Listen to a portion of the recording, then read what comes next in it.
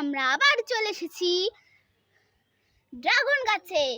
তো এখানে একটা ড্রাগন ধরেছে কত বড়, তারপর এইখানে আবার একটা ড্রাগন, এখানে আবার একটা ড্রাগন, তিনটা ড্রাগন, তার মধ্যে আরেকটা ড্রাগন আছে যেটা কাঁচা। তো এই ড্রাগনটা আর একটু পাকুক তারপর ভাঙবো।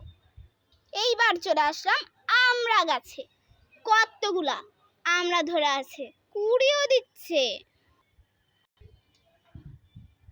ওইদিকে তো ঝোপে ঝোপে আমরা, আবার এখানকার আমড়াগুলো আবার বড় হচ্ছে, বাহ। তারপরে আবার পেয়ারা গাছ, আবার পেয়ারা ধরছে। তারপরে আবার এখানে একটা ছোট্ট শাক গাছ তৈরি হয়েছে, ওইখানে আবার একটা পেয়ারা আছে, এখানে আবার একটা পেয়ারা, এইখানে আবার একটা পেয়ারা, বাহ, থোকায় থোকায় পেয়ারা। তারপরে আবার ডালিম গাছটাকে দেখো, কি সুন্দর ডালিমটা বড় হয়েছে, কুড়িও দিয়েছে, কত সুন্দর। তারপরে আবার লেবু গাছ, কত সুন্দর লেবু ধরেছে, দুইটা লেবু থোকায় থোকায়, বাহ। এখনো পাকেনি, অতটা পাকলেও ভাঙা যাবে না, বেশি পাকলে হলুদ হবে তখন ভাঙবো। বেশি করে গাছের যত্ন নিলে এভাবেই সারা বছর ফসল পাবো।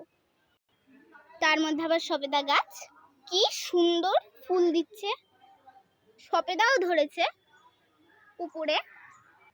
তো ঠিক আছে ভিউয়ার্স, আজকে এই পর্যন্তই, বাই বাই, বিদায়।